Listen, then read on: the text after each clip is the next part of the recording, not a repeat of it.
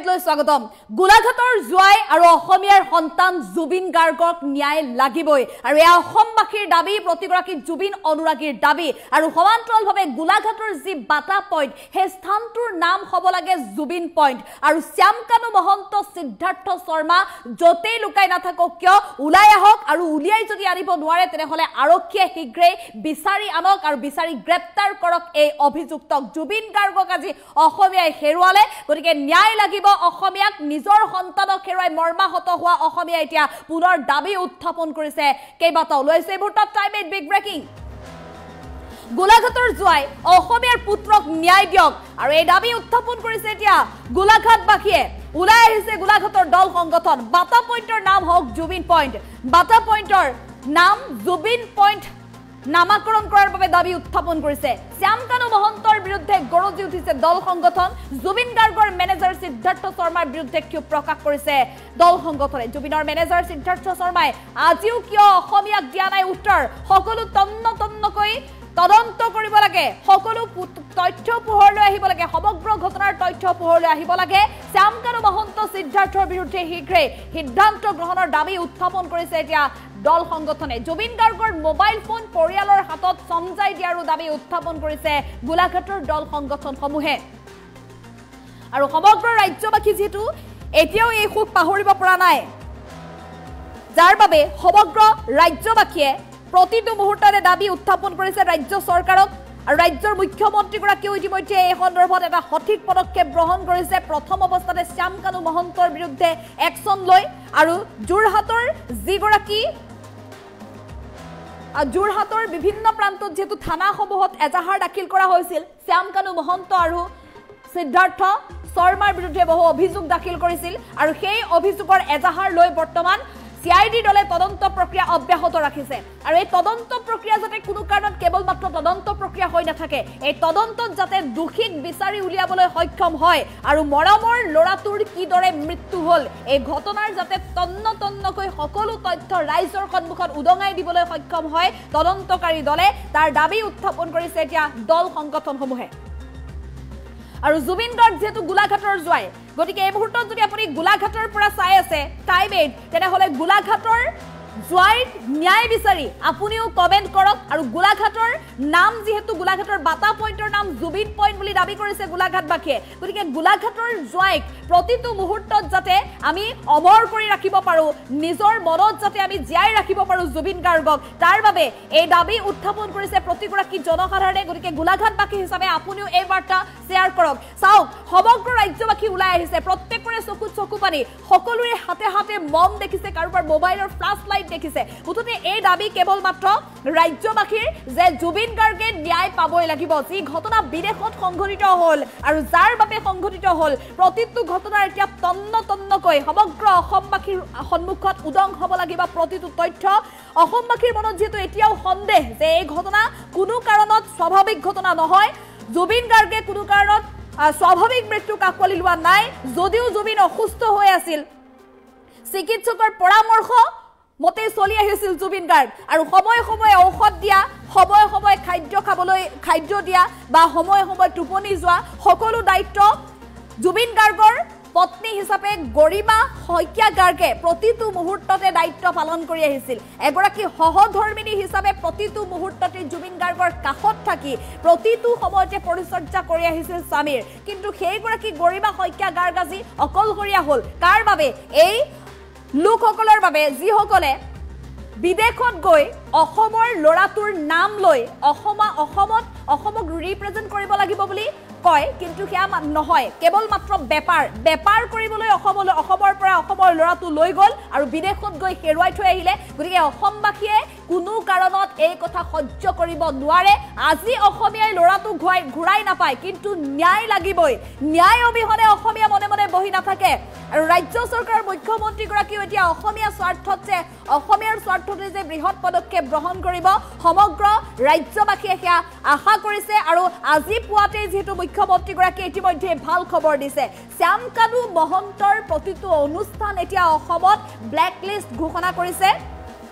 শ্যামকানু মহন্তৰ বাবে কোনো ধৰণৰ আৰ্থিক সাহায্য দিয়া নহয় শ্যাম কানু মহন্তৰ সৈতে সম্পৰ্ক থকা যিকোনো NGOকো কোনো ধৰণৰ আৰ্থিক সাহায্য প্ৰদান নকৰাৰ সিদ্ধান্ত গ্ৰহণ কৰিছে ৰাজ্য চৰকাৰে আৰু এই সন্দৰ্ভত ভাৰত চৰকাৰৰ সৈতেও নিজেই মুখ্যমন্ত্ৰীগৰাকীয়ে আলোচনা কৰিব সিদ্ধান্ত গ্ৰহণ কৰিব বুলি মুখ্যমন্ত্ৰীগৰাকীয়ে স্পষ্ট মন্তব্য কৰিছে সামাজিক মাধ্যম যোগে সমগ্ৰ অসমবাসীৰ সন্মুখত অৱগত কৰিছে এই কথা গতিকে কোনো কাৰণত এই জুবিন গাৰ্গৰ ঘটনাৰ তদন্ত নোহোৱালৈকে কোনো কাৰণত মুখ্যমন্ত্ৰীগৰাকীও বহি নাথাকে সেয়া আপুনি জানি লওক আৰু গোলাঘাটৰ জুৱাই অসমীয়াৰ পুত্ৰক এতিয়া ন্যায় দিয়াৰ দাবী উত্থাপন কৰি এনেধৰণে এতিয়া দলে বলে সকলো ওলাই আহিছে দল সংগঠনে দাবী উত্থাপন কৰিছে আৰু গোলাঘাটৰ নগৰৰ মাজমজিয়াৰ যি বাটা পইণ্ট আছে সেই বাটা পইণ্টটোত যেহেতু বিভিন্ন সময়ত বিভিন্ন ধৰণৰ অনুষ্ঠান প্ৰতিষ্ঠানে বিভিন্ন ধৰণৰ অনুষ্ঠানৰ বা আনুষ্ঠানিকতাৰ আয়োজন কৰি আহিছে গতিকে এই স্থানটোৰ নাম যাতে জুবিন পইণ্ট হিচাপে নামাকৰণ কৰে তাৰ বাবে দাবী উত্থাপন কৰিছে জুবিন পইণ্ট হিচাপে নামাকৰণ কৰি প্ৰতিটো মুহূৰ্ততে জুবিনক বুকুত লৈ ফুৰিব পাৰিব গোলাঘাটবাসীয়ে নিজৰ অঞ্চলটোৰ নিজৰ জিলাখনৰ পৰা এজনী ছোৱালীক যেহেতু বিয়া দিছিল গতিকে গোলাঘাটৰ জুৱাই হয় গতিকে গোলাঘাটৰ জুৱাইক যাতে প্ৰতিটো মুহূৰ্ততে অমৰ কৰি ৰাখিব পাৰে তাৰ বাবে এতিয়া গোলাঘাটবাসীয়ে এই দাবী উত্থাপন কৰিছে প্ৰশাসনলৈ চৰকাৰলৈ আৰু এই মুহূৰ্তত আমি দল সংগঠনৰ মন্তব্য আছে মন্তব্য আগবঢ়াবলৈ চেষ্টা কৰিম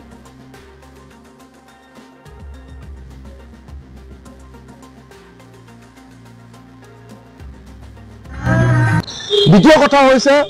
যে মুখ্যমন্ত্ৰী ডাঙৰীয়াই কৈছিলে যে অন্তিম সৎকাৰ হোৱাৰ পাছত একশন আৰম্ভ কৰিম এতিয়া আমাক একশন লাগে মুখ্যমন্ত্ৰী ডাঙৰীয়াই এতিয়া দেখিছো যে এটা ঘোষণা কৰিছে যে শ্যাম কানু মহন্তক ব্লেকলিষ্টেড কৰা হৈছে তেওঁলোকে কোনো ধৰণৰ অৰ্থনৈতিক পেকেজৰ আগ নবঢ়াই কোনো অনুষ্ঠান প্ৰতিষ্ঠানক মুখ্যমন্ত্ৰী বা অসম চৰকাৰৰ সহযোগিতা আগ নবঢ়াই অনুমতি প্ৰদান নকৰে সেইটো আদৰণি জনাইছো কিন্তু একে সময়তে আমি কৈছো যে কেৱল শ্বেয়াৰ কৰিলে নহব শ্যাম কানু মহন্তক গ্ৰেপ্তাৰ কৰিব লাগিব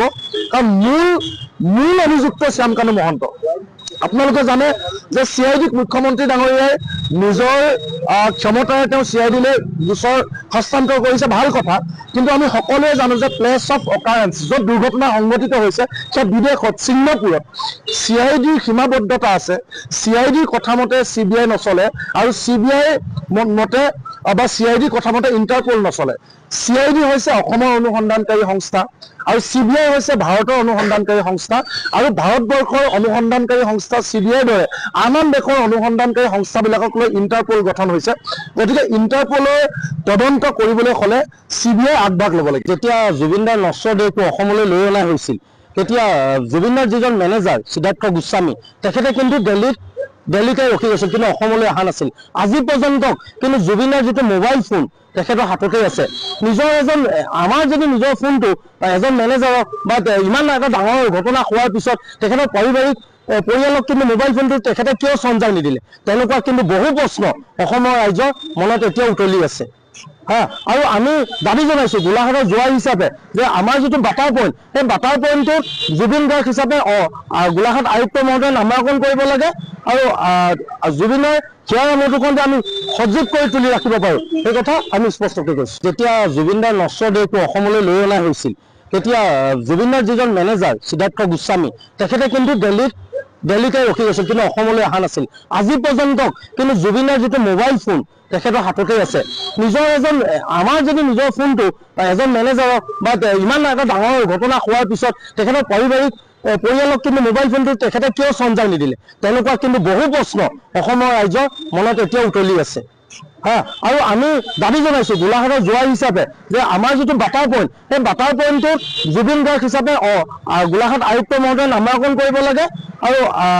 জুবিনৰ সেয়াৰ অনুকূল আমি সজীৱ কৰি তুলি ৰাখিব পাৰোঁ সেই কথা আমি স্পষ্টকৈ কৈছোঁ যেতিয়া জুবিনদাৰ নশ্বৰ দেহটো অসমলৈ লৈ অনা হৈছিল তেতিয়া জুবিনদাৰ যিজন মেনেজাৰ সিদ্ধাৰ্থ গোস্বামী তেখেতে কিন্তু দিল্লীতে ৰখি গৈছিল কিন্তু অসমলৈ অহা নাছিল আজি পৰ্যন্ত কিন্তু জুবিনৰ যিটো মোবাইল ফোন তেখেতৰ হাততে আছে আমাৰ যদি নিজৰ ফোনটো এজন মেনেজাৰক বা ইমান এটা ডাঙৰ ঘটনা হোৱাৰ পিছত তেখেতৰ পাৰিবাৰিক পৰিয়ালক কিন্তু মোবাইল ফোনটো তেখেতে কিয় সঞ্চাৰ নিদিলে তেনেকুৱা কিন্তু বহু প্ৰশ্ন অসমৰ ৰাইজৰ মনত এতিয়া উতলি আছে আৰু আমি দাবী জনাইছো গোলাঘাটৰ জুৱাই হিচাপে যে আমাৰ যিটো বাটাৰ পইণ্ট সেই বাটাৰ পইণ্টটোত জুবিন গাৰ্গ হিচাপে গোলাঘাট আয়ুক্ত মহোদয়ে নামাকৰণ কৰিব লাগে আৰু জুবিনৰ সেয়াৰ অনুকূল আমি সজীৱ কৰি তুলি ৰাখিব পাৰোঁ সেই কথা আমি স্পষ্টকৈ কৈছোঁ। ভাৰত চৰকাৰৰ আণ্ডাৰত থকা CBI-লৈকে CBI তদন্ত আমি বিচাৰিছোঁ। এইকাৰণে বিচাৰিছোঁ যে আজি অসমৰ যে জুবিন গাৰ্গৰ সম্পদ, এই সম্পদটো অসমবাসীয়ে আজি প্ৰতিষ্ঠা কৰি দিলে। যে অসমৰ লাখ লাখ মানুহে আজি গুৱাহাটী, আজি অসমৰ বিভিন্ন প্ৰান্তত চুকে কোণে লাখ লাখ মানুহ ওলাই আহিছে জুবিনক শ্ৰদ্ধাঞ্জলি জ্ঞাপন কৰিবৰ কাৰণে যিটো পৰিৱেশ ৰচনা কৰিলে। আজি বিশ্বৰ ৪ৰ্থ নম্বৰৰ মানুহ হিচাপে তেওঁ সমাগমৰ যিটো পৰিৱেশ আমি অসমবাসী ৰাইজে দেখাই দিলোঁ। জুবিন গাৰ্গ আমাৰ অসমৰ সম্পদ, এই সম্পদক আচলতে উচিত ন্যায় দিয়াৰ ক্ষেত্ৰত চৰকাৰ ভাৰত চৰকাৰৰ দায়িত্ব আছে। কেৱল মাত্ৰ অসমৰ চূণশিল, অসমৰ তেল, অসমৰ কয়লা, অসমৰ এই যিবোৰ সম্পদ, এই সম্পদবিলাক কেৱল লুণ্ঠন কৰিবলৈ সম্পদ, এইসমূহ সম্পদ নিজৰ সম্পদ বুলি ক'ব নোৱাৰিব ৰাষ্ট্ৰই। এই জুবিন গাৰ্গ আমাৰ সম্পদ, এই সম্পদক আচলতে ইয়াৰ যি বিচাৰ, এই বিচাৰটো অসম ভাৰত চৰকাৰে আচলতে ভাৰত চৰকাৰে লোৱাৰ ব্যৱস্থা কৰক। অন্যথা কিন্তু জানিব যে অনাগত সময়ত চৰকাৰ ইলেকশ্যন আহি আছে, ইলেকশ্যনত কিন্তু ইয়াৰ উচিত পোৱা সম্ভাৱনা থাকিব। ভাৰত চৰকাৰৰ আণ্ডাৰত থকা CBI-লৈকে